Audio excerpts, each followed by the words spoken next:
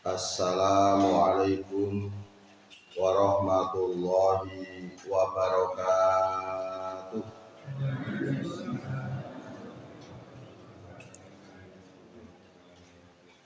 Alhamdulillahi rabbil alamin wa bihi nasta'inu ala umuri dunya waddin. Wassalatu wassalamu ala ashrafil anbiya'i wal mursalin Nabiyyina Muhammadin wa ala alihi wa ashabihi wa tabi'ina ajma'in, amma ba'du. Para pejuang subuh Masjid Al-Falah Minomartani, Yogyakarta, rahimahumullah. Yang mudah-mudahan semua yang hadir ini selalu dimuliakan, dirahmati, dan diberkahi oleh Allah Subhanahu wa Ta'ala. Apa kabar semua? Alhamdulillah, sehat semuanya. Kita bersyukur kepada Allah pagi hari ini dimudahkan langkah kaki kita, diringankan hati kita untuk mendatangi dan menegakkan sholat subuh berjamaah sekalipun hujan turun, dan kemudian dilanjutkan dengan tahsinul Quran, memperbaiki bacaan Al-Quran kita. Dan kali ini kita lanjutkan dengan taklim. Kita bersama-sama belajar, dan saya membersamai para jamaah sekalian untuk bersama-sama kita belajar. Temanya masih tata cara sholat berjamaah.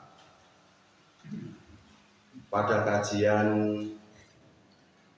saya yang terakhir lalu, kita membahas mengenai tuntunan menyusun shaf di dalam sholat berjamaah, yang bahasan terakhirnya bahwa di dalam sholat berjamaah sudah fix dan sudah kita lakukan di dalam keseharian kita.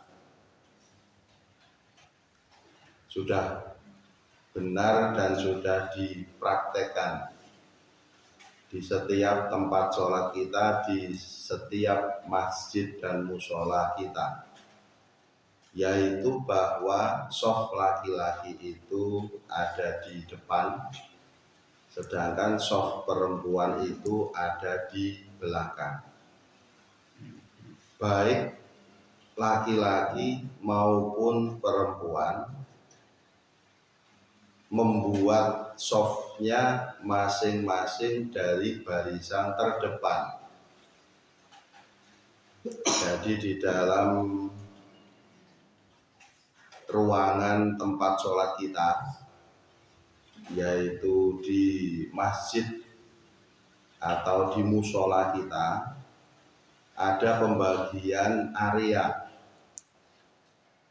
yaitu area laki-laki dan area perempuan. Yang area laki-laki isilah shafnya dari depan, yang area perempuan isilah shafnya juga dari depan ke belakang, sehingga jamaah yang datang kemudian tidak terganggu karena membuat shafnya masing-masing dari barisan terdepan. Jamaah sekalian, para pejuang subuh rahimahumullah, Kita akan melanjutkan kajian kita, masih tata cara membuat shaf.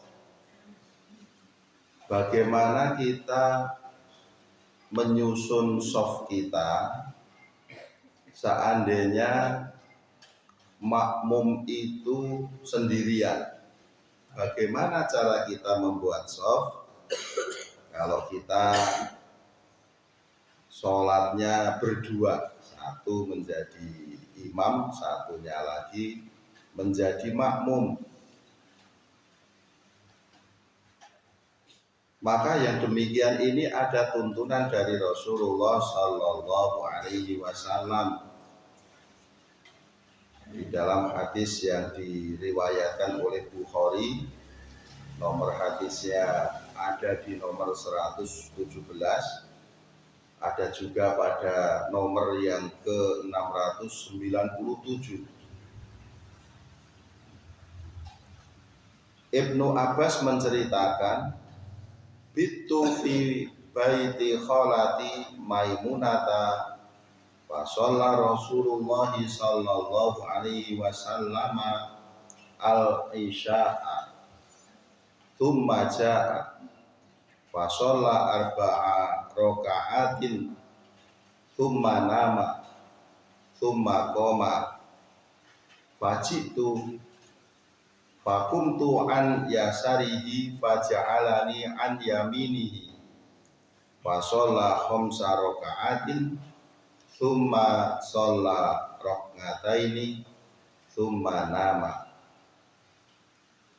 Ibnu Abbas menceritakan, saya pernah menginap di rumah bibiku Maimunah binti Al-Harith, istri Rasulullah. Aku melihat Rasulullah Sallallahu Alaihi Wasallam sholat isya di masjid.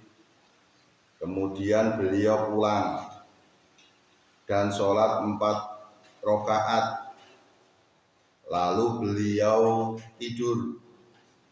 Kemudian beliau bangun malam. Aku pun datang dan berdiri di sebelah kiri beliau. Lalu beliau memindahkanku ke sebelah kanannya. Beliau sholat 5 rakaat.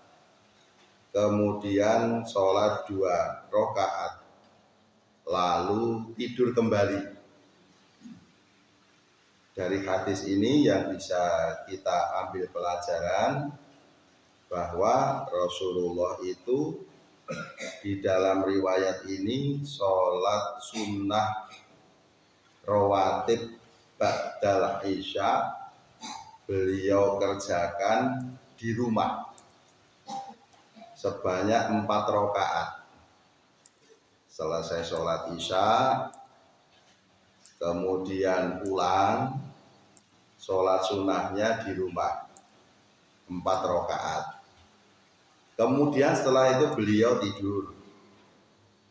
Kemudian beliau bangun malam untuk melaksanakan sholatul lail, melaksanakan sholat malam. Lah, Ibnu Abbas ini ya ponakannya Rasulullah dari istri beliau Maimunah itu ikut sholat bersama Rasulullah. Ini juga yang menjadi dasar bahwa sholat lail itu boleh dikerjakan dengan berjamaah. Ibnu Abbas berdiri di sebelah kirinya beliau.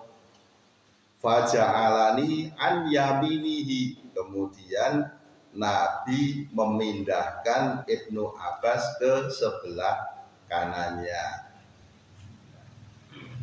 Nah ini jadi imam itu sebelum memulai sholat hendaklah mengatur shafnya terlebih dahulu. Kalau dilihat shafnya sudah benar, sholat dimulai. Kalau misal depan masih ada yang kosong, dipersilakan jamaah yang di belakangnya untuk maju, untuk memenuhi shaf yang masih longgar di depan, dan yang dipersilahkan juga harus segera maju. Ya. Nah, ini juga yang dilakukan oleh para imam Haromain, yaitu Masjid Nabawi dan Masjidil Haram di Makkah Al-Mukarramah.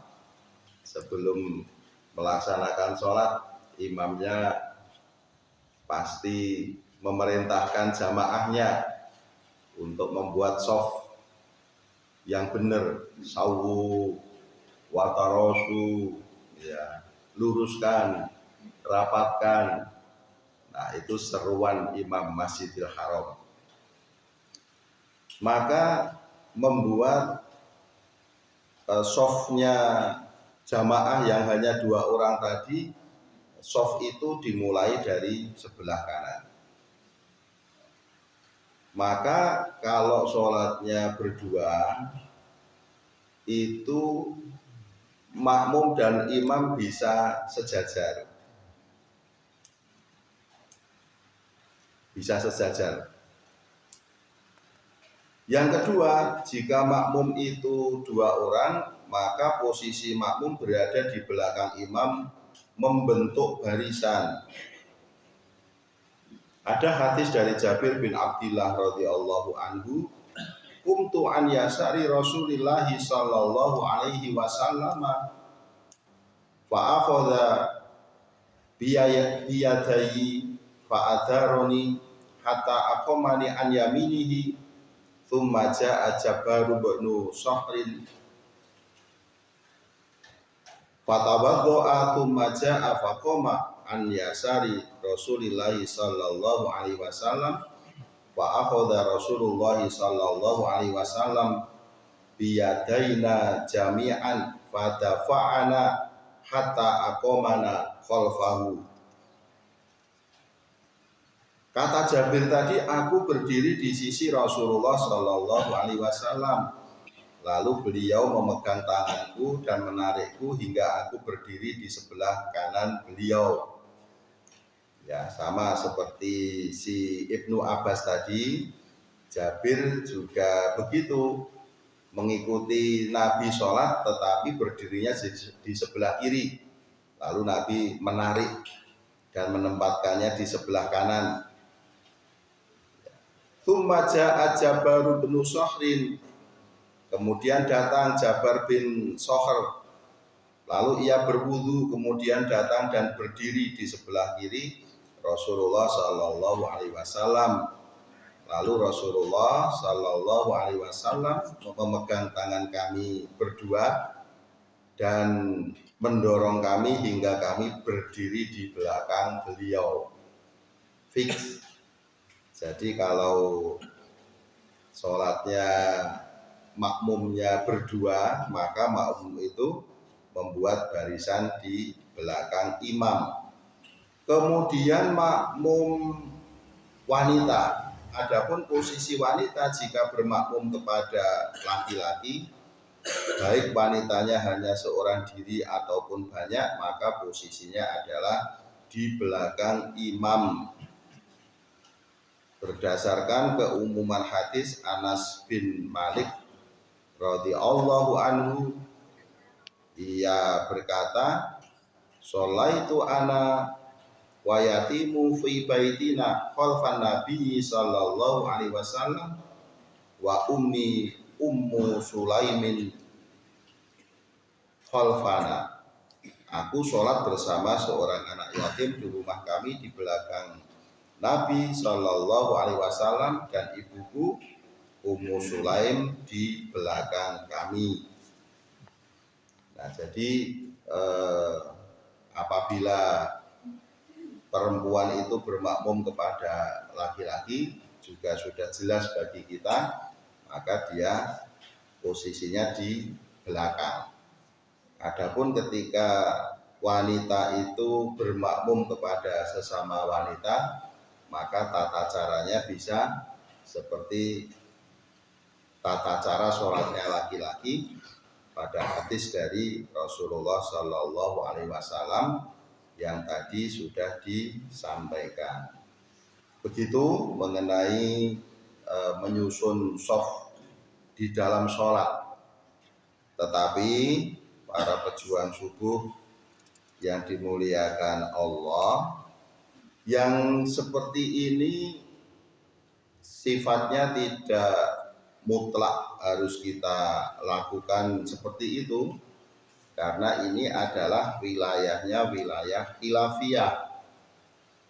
Ada perbedaan pendapat dari beberapa ulama dari kalangan madhab Maliki misalnya menyampaikan warrajulul wahidu wa misluhu as-sabiyyu alladhi yaf'alul qurbata idza shalla wahidan minhuma ma'al imami yustahabbu lahu ayyakuma ayyusalliya an aijihatin yaminihi wa yundabu lahu ayyata akhara anhu qalilan. Seorang makmum laki-laki atau anak kecil jika sholat bersama imam maka disunahkan berdiri di sebelah kanan imam. Dianjurkan bagi makmum mundur sedikit sekiranya dapat dibedakan mana imam dan makmum, dan makruh jika makmum sejajar imam. Nah, ini adalah pendapat ulama dari kalangan madhab Maliki, karena hadis dari Ibnu Abbas tadi tidak menjelaskan secara spesifik bahwa Nabi itu menggeser Ibnu Abbas ke sebelah kanan beliau itu jejer.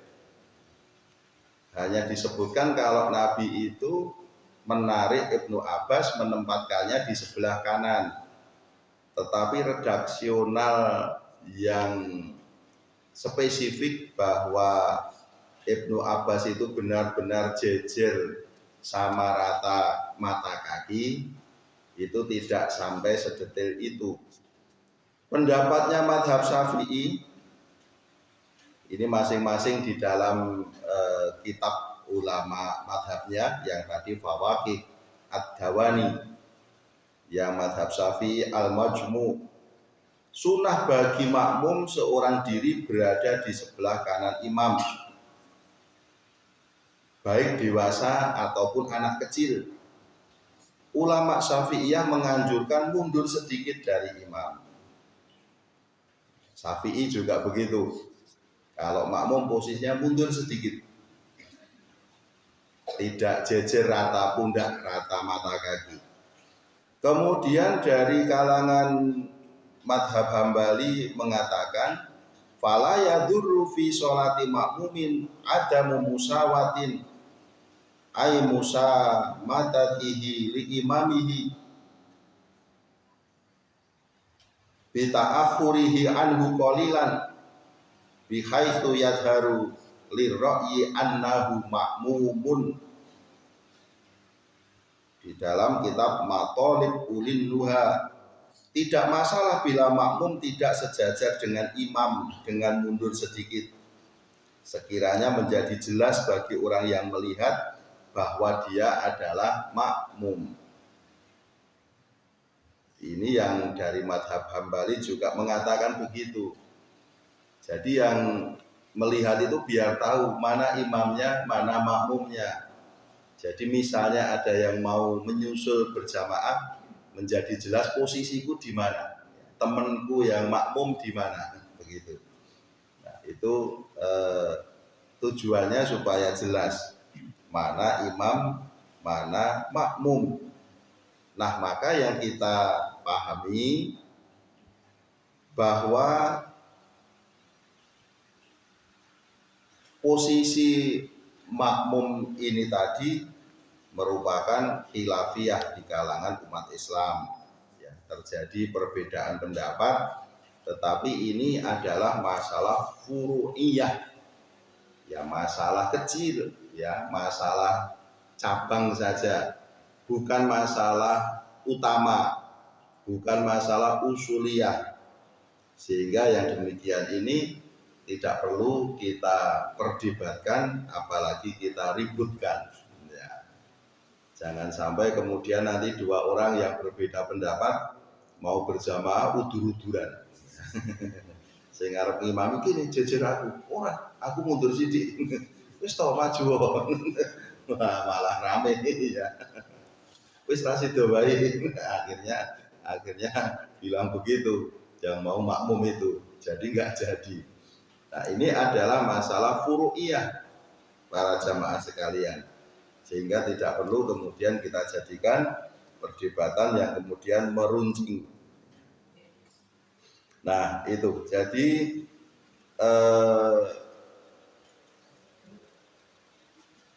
tata cara untuk membuat soft itu tadi ada khilafiyah. Ada pendapat dari seorang ulama juga, yaitu Syekhul Islam Zakaria Al-Ansori. Saya bacakan terjemahannya.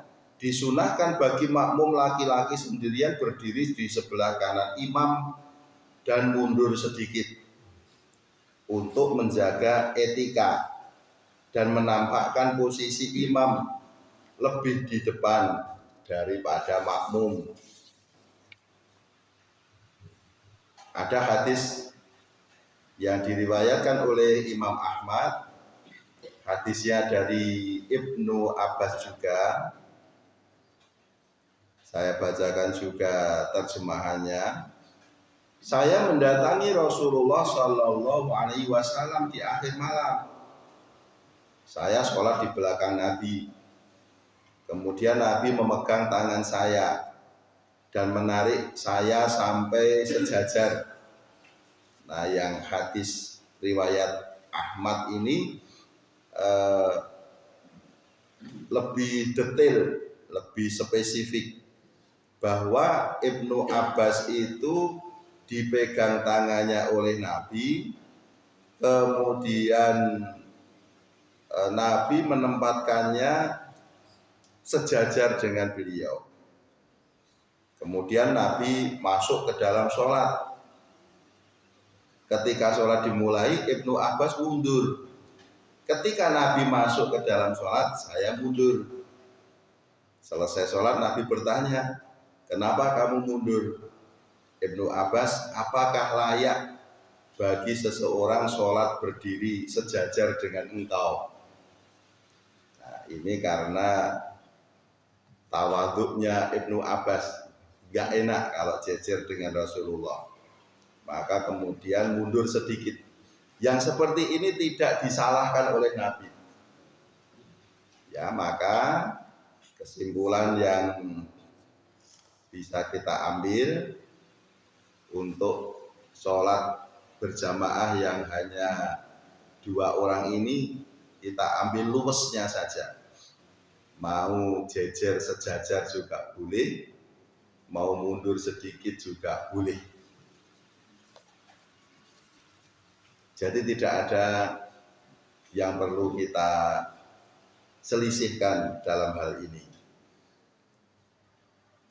Para pejuang subuh yang dirahmati Allah, kemudian seringkali ditanyakan kepada saya, yaitu hukum mendirikan sholat berjamaah ketika sudah ada sholat berjamaah. Jadi sudah ada sholat berjamaah, tapi yang datang belakangan itu nggak ikut, ya, tapi malah mendirikan jamaah sendiri, begitu ya. Panjenengan juga pernah menjumpai ya seperti itu, ya, pernah menjumpai. Ini ternyata asik juga sholat berjamaah ini kalau kita pelajari bersama-sama seperti ini. Ya ternyata luas sekali. Islam itu jan elok tenang. Ya, ilmu di dalam agama kita ini luar biasa. Sholat berjamaah saja kalau dikupas, kalau dipelajari, kalau dioncei sampai detail, ya ternyata semakin dalam semakin asik. Oh ternyata banyak ini yang harus kita ketahui dari sholat berjamaah. Ya, saya membersamai jamaah sekalian ini oleh Pak Haji Suyoso, materinya sholat berjamaah saja. Saya kan juga jadi ikut belajar. Nah, ternyata asik juga setelah dipelajari. Oh, ternyata banyak hal yang kadang-kadang kita itu berdebat, tapi ternyata para ulama kita itu mereka lebih luwes ya. Mereka ternyata lebih luwes dari kita kadang-kadang.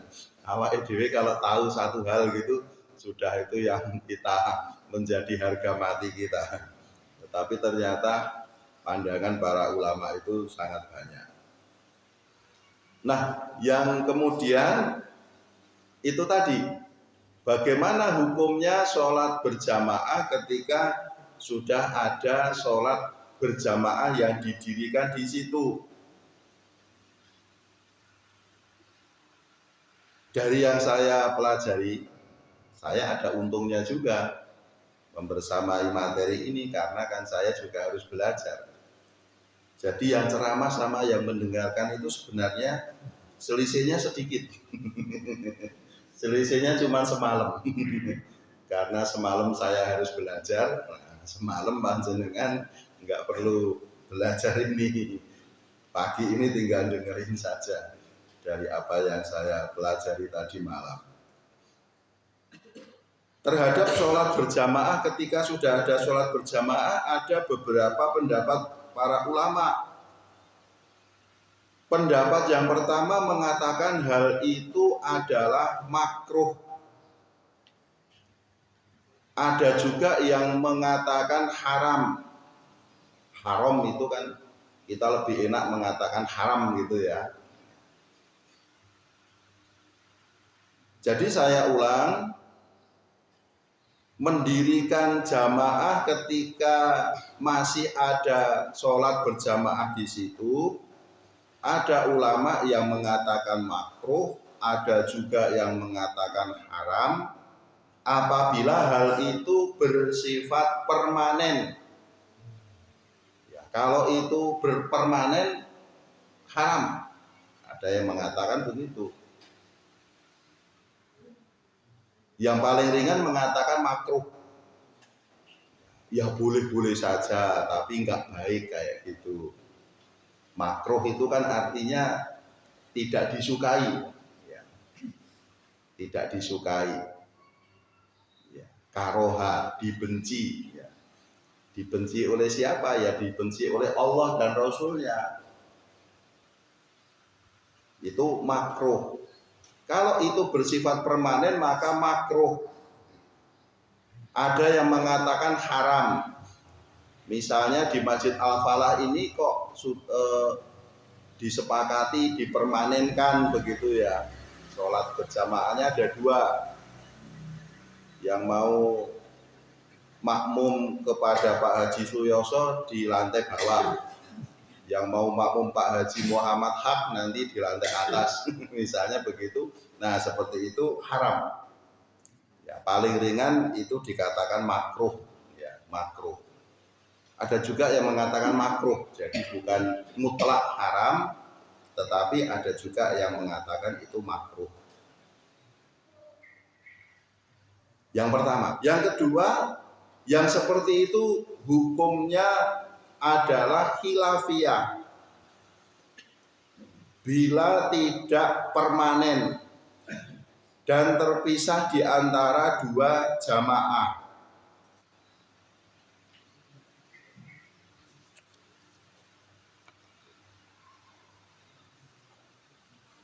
Pendapat ini mendasarkan kepada hadis Rasulullah Shallallahu Alaihi Wasallam yang diriwayatkan oleh Abu Dawud, kemudian An-Nasai juga meriwayatkan Sholatnya seseorang bersama orang lain itu lebih baik daripada sholat sendirian. Sholat seseorang bersama dua orang itu lebih baik daripada bersama satu orang. Sholat seseorang bersama tiga orang itu lebih baik daripada bersama dua orang. Semakin banyak, semakin baik. Nah, ini dalil ini adalah keutamaan sholat berjamaah. Tetapi mengenai mendirikan sholat ketika masih ada sholat berjamaah tadi, pendapat yang kedua, ulama mengatakan itu khilafiyah. Apabila tidak permanen, kemudian terpisah, tidak nyampur, ya, nyampur jadi satu barisan kok ternyata ada dua jamaah. Nah, yang seperti itu khilafiyah kalau tidak permanen. Misalnya di Masjid Al-Falah ini didirikan sholat berjamaah Isya, kok ada rombongan yang datang, sudah tahu kalau sholat berjamaah sedang berlangsung, kok dia bikin jamaah sendiri di sebelah sana agak mundur gitu. Ya, yang seperti itu juga tidak perlu kemudian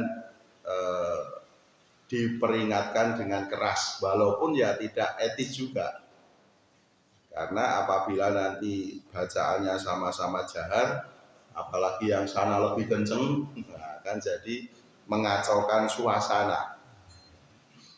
Tapi itu wilayahnya adalah khilafiyah, perbedaan pendapat, tidak bisa dikatakan haram karena tidak ada dalil atau nas yang menunjukkan secara sharih, secara tegas, secara qat'i ketidakbolehannya.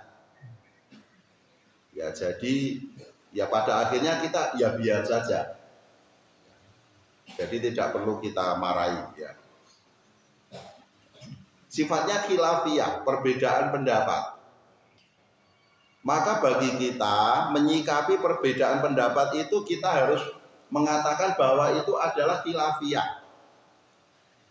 Jangan sampai kita mendogma diri kita, menstigma diri kita, pokoknya sing ra kaya keyakinanku itu bid'ah. Kalau panjenengan mengatakan begitu, panjenengan mempersempit diri sendiri. Kalau misalnya Bapak Ibu mengatakan kunut itu bid'ah, kalau Bapak Ibu mengatakan begitu, nanti panjenengan tindakan ke daerah Jawa Timur, kemudian masuk waktu subuh, ayo ke masjid, sholat dulu. Ternyata di situ ada sholat berjamaah. Nah, sana kan banyak kan NU, ya pakai kunut. Nah, tenan, wah imamnya nganggo kunut deh. Nah, padahal panjenengan sudah, maka yang demikian itu panjenengan tidak boleh bermakmum karena panjenengan sudah mendogma diri sendiri, sudah menstigma diri sendiri kunut itu bid'ah. Mosok jenengan meyakini bid'ah ikut yang bid'ah. Ya. Tapi kalau panjenengan itu mendoktrinasi diri sendiri, yang seperti itu khilafiyah kok. Maka enggak apa-apa panjenengan ikut jamaah kunut itu, bahkan panjenengan juga harus ikut kunut. Karena imam itu sak obah-obahe harus diikuti. Kalau imamnya kunut, ya harus kunut. Orang Muhammadiyah kalau makmum orang NU, imamnya kunut, orang Muhammadiyah itu tadi juga harus ikut kunut. Karena adanya imam itu untuk diikuti. Begitu juga makmum NU mengikuti imam Muhammadiyah. Walah lah kok orang nganggo kunut iki. Terus gawe acara kunut sendiri dia. Enggak boleh. Karena dia menyelisih imam, bedani imam. Ya, karena dia enggak mantep kok imamnya ora kunut. Nah, ketika imamnya iktidal mau sujud dia tunggu dulu, aku mau kunut dulu ya. Enggak boleh. Maka stigmalah indoktrinasi diri sendiri bahwa perbedaan pendapat itu khilafiyah. Jangan pernah mengatakan itu bid'ah. Sekali kita mengatakan bid'ah, ya itu artinya kita mempersempit diri kita sendiri. Kalau kita mengatakan bid'ah, kita nggak boleh ikut yang bid'ah, yang kita yakini bid'ah. Ya, sholat imamnya bismillahnya dijaharkan itu bid'ah. Gitu. Ya, kalau kita bilang begitu, wah kalau imamnya beneran nanti basmalahnya sir, wah menjadi batal sholat kita karena kita sudah meyakini itu adalah hal yang bid'ah. Ternyata sudah siang ya. Jam 5.15. Jadi syuruknya jam 5.06. Kemudian nanti kita mau sholat isyroknya jam 5.18. Kemudian bagaimana? Nah, ini lagi. Saya juga wah ternyata asik juga belajar sholat berjamaah itu. Banyak hal yang kadang-kadang ya banyak juga hal baru sekalipun ini melekat kepada keseharian kita karena sholat berjamaah itu kan menjadi keseharian kita. Apa yang dilakukan ketika sedang sholat itu imamnya pingsan atau meninggal dunia? Ada Bapak Ibu? Sholat imamnya meninggal dunia. Ya, jadi ada juga yang pingsan, ada yang bahkan sampai meninggal dunia. Kok sujud kok ratangi-tangi. Nah, burine wah meneng wae oh jebul mati. Nah, yang seperti itu nah, ini hebat ini Islam ini ilmunya luas sekali. Ternyata yang seperti itu juga menjadi keseharian kita. Kalau misalnya imam itu pingsan atau imam itu sakit ketika sholat, ya sakit, ya tiba-tiba dia sakit, yang sering terkena serangan jantung, dia sakit, padahal perlu ditolong segera. Pernah juga ada berita yang viral, ini di daerah istimewa Yogyakarta, di Bantul, ada imam terperosok ke dalam sumur. Loh, aneh-aneh Pak Lukman. Ini benar karena tempat imamnya itu ternyata itu adalah sumur ya, yang ya nggak tahu, akhirnya dia kejeblos. Nah, makmumnya ini tidak segera bertindak, maka imam tadi meninggal dunia. Akhirnya orang berdebat, janjari mau ditulungi selamat tuh ya. Begitu juga ketika seorang imam itu sakit, dia membutuhkan pertolongan segera karena serangan jantung atau stroke, itu ada yang namanya golden time. Ya, ada waktu emas yang cuma sedikit, setengah jam sampai 1 jam. Kalau ketututan dan dipelayoke ke rumah sakit, maka dia akan bisa melewati masa kritisnya kalau golden time ini dimanfaatkan. Ya, ini bicara ikhtiar ya. Nah, kalau sudah tidak tertolong itu takdir ya. Tapi selagi kita masih bisa berbuat, kan itu wilayahnya ikhtiar. Maka apabila terjadi yang demikian ini, pendapat Imam Hambali di dalam kitab Kasyaf Al-Qana, makmum itu atau orang-orang itu bukan hanya imam yang sakit, tapi sesama makmum setelah jamaah sakit ada juga kan. Beberapa teman juga ada yang jatuh kemudian sampai meninggal. Nah, ketika ada teman sesama jamaah atau imam yang jatuh ya karena sakit tiba-tiba jatuh, itu jamaahnya itu bimbang nulungi ora ya. Ngaten ta Bapak Ibu? Problemnya kan begitu, menolong atau tidak, selesaikan sholat dulu atau menolong dulu. Asik toh ini belajar sholat berjamaah itu, oh semakin asik ternyata. Ini gimana, menolong dulu apa selesaikan sholat dulu? Maka Imam Hambali mengatakan bahwa apabila terjadi keadaan seperti itu, maka jamaah yang sehat atau bahkan ketika terjadi peristiwa di luar sholat berjamaah itu, misalnya ada kebakaran ya di sekitar Masjid Al-Falah, na'udzubillahi min dzalik, misalnya kebakaran, atau ada yang kecelakaan, maka jamaah itu harus membatalkan sholatnya untuk menyelamatkan kurban, baik itu sholat wajib maupun sunnah. Nah, jadi rupanya perlu juga disusun SOP di antara di Masjid Al-Falah ini. Kalau terjadi emergensi, nanti jamaah yang di barisan belakang terus keluar nolong ya. Boleh juga dibuat SOP seperti itu, ya, supaya tidak ribut juga. Nah, nanti imamnya melayu dhisik, jamaah bingung. Ya, jadi perlu juga kalau begitu nanti kalau misalnya terjadi emergensi, kita sedang sholat berjamaah, kok ada yang teriak-teriak minta tolong, kok ada brus, ada kecelakaan, nanti beberapa yang di belakang tolong keluar ya. Nah, gitu.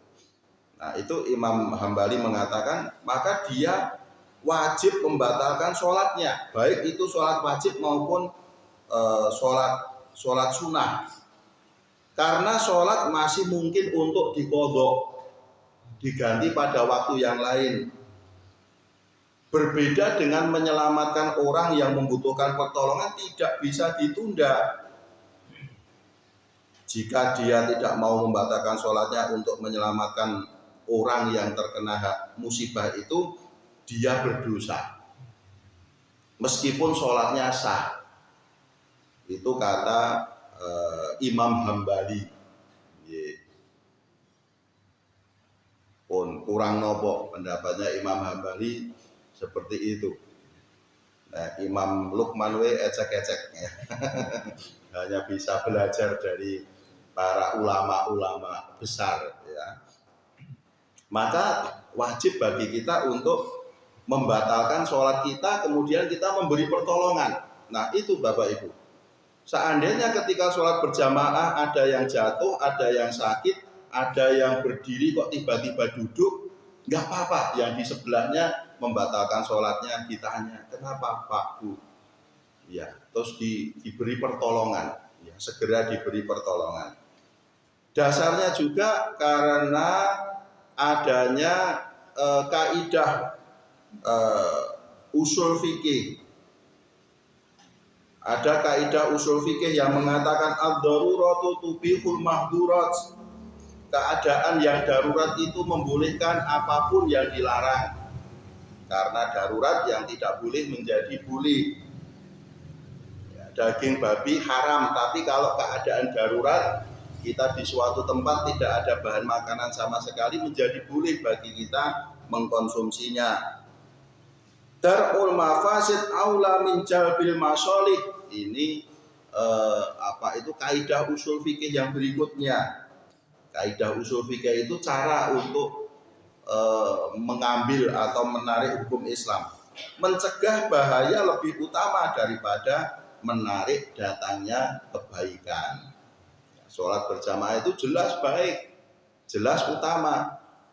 Ada juga yang mengatakan, ada dalil yang mengatakan sekali kita takbiratul ihram, maka tidak boleh kita membatalkan sholat kita sampai salam. Walaupun imamnya batal, makmumnya nggak batal. Nah, nanti ada bahasan lagi, tapi sudah siang sekarang. Nah, jadi itu saja. Ketika terjadi emergensi pada saat sholat berjamaah, imamnya sakit atau sesama jamaah sakit, maka jangan ragu-ragu bagi jamaah yang lain untuk memberikan pertolongan. Kalau yang sakit imamnya bagaimana? Nah, ini nanti kalau dibahas lebih lama lagi. Saya jam 6 ada jadwal kajian di Masjid Jalan Damai, itu apa, sebelah utara jalan itu ya. Lupa nama masjidnya. Demikian para pejuang subuh yang dirahmati Allah. Mudah-mudahan bermanfaat kajian kita dan selamat melaksanakan sholat isyraq. Sholat isyraq, mudah-mudahan Allah ridho dengan amal yang kita pagi ini. Allahumma amin. Wassalamualaikum warahmatullahi wabarakatuh. Demikian tadi Bapak sekalian.